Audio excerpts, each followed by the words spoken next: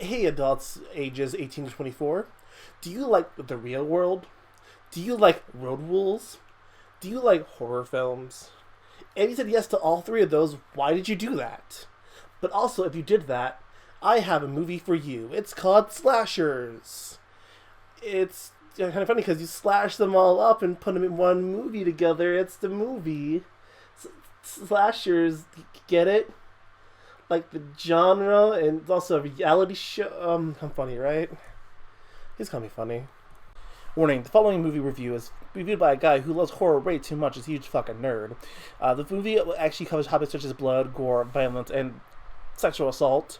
If this movie makes you feel uncomfortable, go ahead and don't watch it.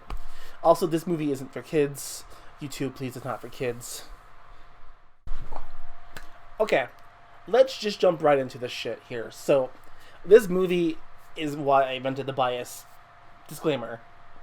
I grew up watching this movie a few times because I had a family member who would rent it from Minor 49er. That's an obscure California fucking reference if I've ever made one. But hey, so hey, when we used to rent this movie, we had a good time. I laughed at how cheesy it was, but maybe this is why one of the reasons why I need therapy. That and like Faces of Death. Anyway, so hey. Anyways, so the show has no rules, apparently. But it also... Huge spoiler, by the way. Huge fucking spoiler. This show, despite them saying earlier that they have rules, though. Spoiling it now because you'll see a lot more rate later.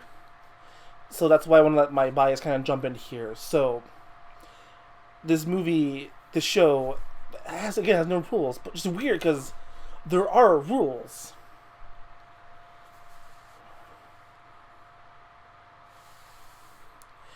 But the only rules only apply to the contestants mainly. Rule number one is that you have to talk about yourself in order to buy you more time. I guess you'll see this later, a little bit later with some characters. Rule two is sex sells, and rule three is don't pull off don't pull off the masks. I guess is a rule. It doesn't really apply really to one character, and that's the character you'll see later. It's dumb, honestly. I just want to push that all out of the way now because I think it's dumb that this movie says it has no rules, but it has rules. But then they go and break the rules, meaning that. Okay, now let's get into the characters here. Here's the heroes. This is Devon. He's pretty cool. This is Michael Givens. That's his real name, actually.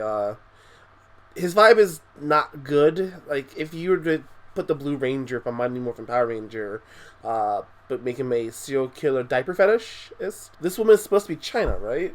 Like, that's what she's supposed to be, right? Is that Samoa Joe? So this is Yoshimitsu Harakiri. Her name is Megan, who has a lot of interesting aura about her. She's Tumblr.com. So I made a joke about wrestlers, like, the girl earlier, but this looks Christy Hemme. What the fuck? This is literally just Christy Hemme if she was on that 70s show. What the fuck? This is Hideo, but for the sake of joke, we'll call him Cambot, who's also, according to the IMDb, is also voiced by Samoa Joe. Here's the villains.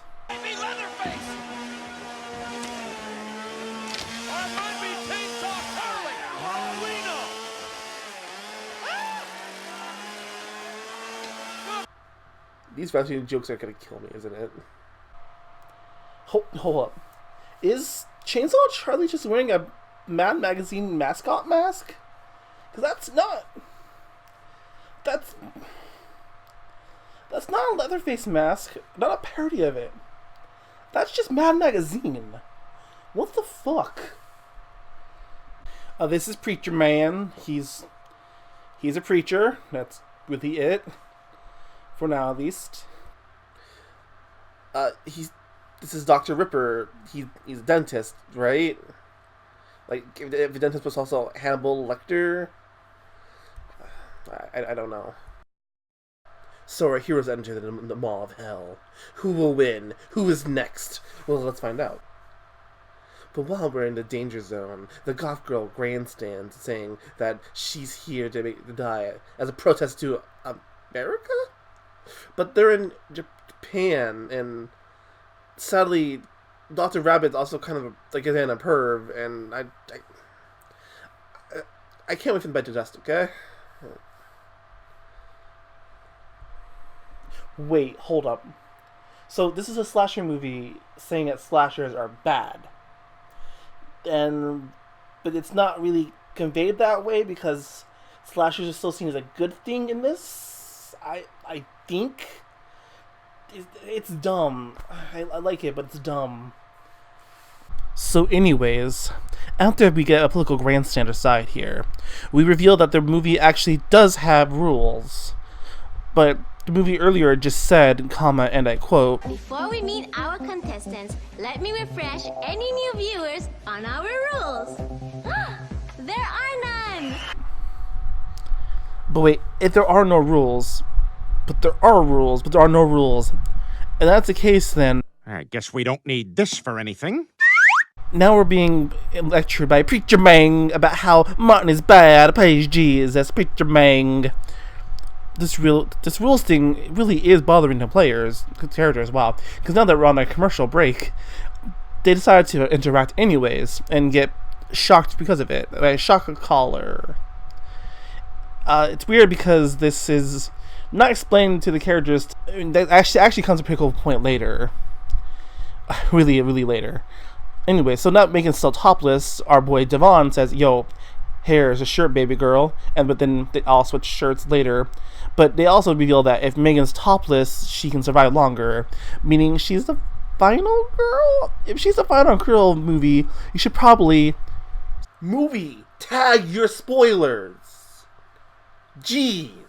So now the movie calls into attention about how horror movies will split people into groups, and then that fear will change them, and they'll split them together, and then most people will die because of that.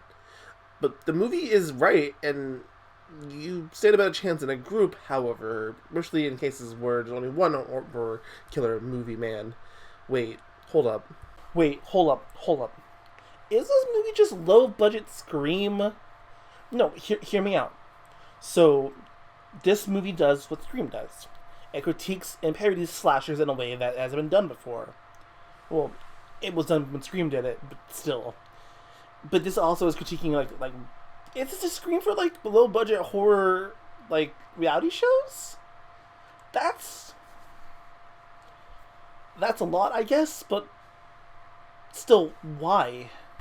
We have a group of people who are in here in a horror movie tropes that are being made fun of in said movie.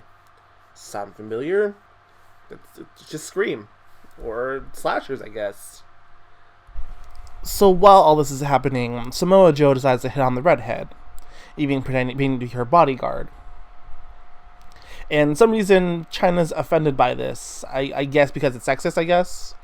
But whatever. So while this is happening as well, Devon's still kind of right, I suppose, because he should know the rules for some reason, and I hope he's not a bad guy, because he states that, again, if she's topless, she stands a better chance of surviving for a while. And this makes the girls kind of upset, except for Redhead, who gets topless, and Samoa Joe wants to put his Samoa Spike in her. China and Tumblr.com get trapped into a room with Preacher Mang and knock him over by they get chanced by Chainsaw Charlie. Never thought I'd say that in my life, but hey, here I am with my life choices. So this movie is finally picked up the pace, but it's in the Hall of Clowns? Tumblr Prime and Battle Angel Alita here have a great bonding time. We learn that, unfortunately, Battle Angel here, China, she has MS and is dying slowly, and is trying to find a cure with the prize money done for this tournament. And this is much like the No End House scene ends too quickly. But into the next scene, we have the Hall of Copywritten Characters. In the Hall of Copywritten Characters, we have a great bonding sesh between them, and a better reasoning on why I don't like working healthcare. So I used to work healthcare for a call center. I was a representative who would take care of people's benefit questions, Am I covered for this? Can I do this? Where are you located? I'm going to fucking kill you. That sort of thing, you know? Like they would just do that a lot. So the good portion of my time, I tell customers, unfortunately, you're not covered. And it's the worst thing to tell somebody who's dying, yeah, your surgery's not covered, or hey, this isn't covered, or that sort of thing there, because money makes the world go around, unfortunately. And unfortunately, healthcare is the biggest proprietor of money making the world go around. I get they had to keep the doors open, fine, sure, but a lot of times these people just couldn't afford their health care and then have to basically die. Like I had ultimately in rehab that they're not covered for the rehab while they're in rehab. It's fucking worst. It's why I quit working customer service. But this is when Preacher Mang decides to take an attack, only to be cut off by commercial time. Commercial time is much like a JoJo or a Castlevania time stop. Nothing can move. But in reality here, they can still move, but if they do, they are pacified. Imagine if you were to have frozen in time, but if you moved, you're just stabbed in the face for no reason. It's kind of like that, but with a shock collar instead. During commercial time, however, China Tumblr to when commercials come back to run like hell, but instead she doesn't, letting her be a distraction for China to kill Preacher Mang. But this is where Terry Funk's greatest creation, Chainsaw Charlie, ends up teasing the girls and sadly having to leave. While they're gone, they look for a secret door. Sadly, the secret door is actually an ambush, and the killers unfortunately killed China. And hey, first casualty is a white woman. Who would have thought? But I mean, hey, this does increase our chances for survival, right? I mean, 1 down, 5 remaining. But sadly, however, this is where it ends, because these are really great effects for the record here. Like, this isn't CGI 2000 CGI. It's no fake. It's fake blood, yes, but it's all practical effects, not drip, drip, drip of a fake fucking CGI rocket ship. Also, making demask Dr. Weinstein in return of having him, having the shirt ripped off earlier. And again, it's kind of interesting to see, but this actually does make him kind of mad, apparently. While I can't show you her being stripped of her clothes for reasons, mainly because it's fucking disgusting, I don't like this character. I don't like Dr. Ripper. He's the worst. I can show you her crying in the corner, though, because that's YouTube, I guess. It's the worst, okay? I'm trying to make it funny, and I can't make the scene funny. It's heartbreaking. It's fucking heartbreaking, It's just fucking heartbreaking to see this happen. While crying in the corner, we get an interesting conversation with cameraman Hideo Kojima and Megan, where he gives her a weird shred of help that he probably shouldn't have by having her trying to get her to finish her speech. This will stall her for time and keep her alive longer, and give them ratings. It's a bit of a hint of things to come, honestly, but this time is ruined on Charlie the Tuna comes back, but our hero somehow escapes him and returns to our real hero, Devon, who grills Megan for information about how one of them was killed and who did it. There's actually another interesting moment where the horror movie sting happens, but nothing happens of it, and Devon remarks about how the killers might mind Mr. Q, like a bunch of dumbasses they are. Although, however, I haven't thought about this here. Was this just vent art? Hear me out first before it gets really weird here. So, the mention of how the mention of missing the Q is just one thing, sure, but when it's that plus a lot of actors having really bad accents and acting suddenly, makes me feel like this wasn't just an accidental thing, and this was made on purpose because it vent out some frustration about unreleased movie or something. Because yes, reality shows are fake. We get that. Reality shows can Mr. Q. I get that. But at one point in your time, does this get too real and not just some pretend thing, and not just like, Jerry, if you want Mr. Q one more fucking time, I will draw furry fan art of you. Something weird like that, It's just weird that they would have that in like that. It just seems so weird. Especially when the actors in this movie are missing their accents or getting them randomly sometimes. It's weird. We learned that Devon is a war hero turned boxer, turned movie hero, where he snarks about horror tropes. To the college for people with bright futures. Oh, cool. Is she still gonna major in Lot to Live For? Yep. Sadly, the Doctor and Charlie ruined that moment once again. But it's okay, because now our squad decides to re-squad up, and we team up. Now it's Beyond Left 4 Dead 3. There's a weird argument between our heroes. It turns out Devon is the martyr type. Blue Ranger says a lot of creepy shit and wanting to separate the group yet again, with a really weird tone. But after the more arguing, our heroes sit together and go into the Hall of Victims, well, except for Devon.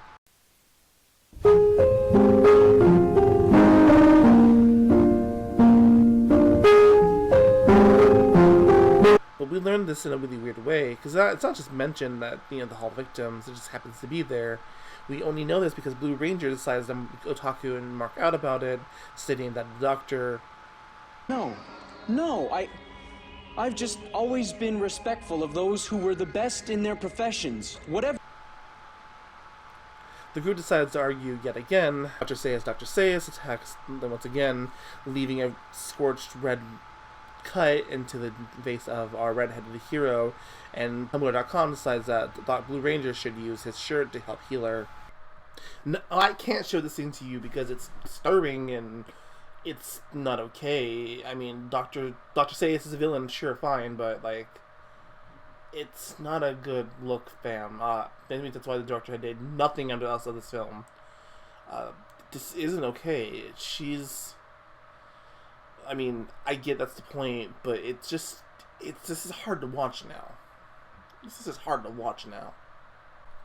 I mean, I'll watch it anyway, sure, but it's hard to watch anyway still,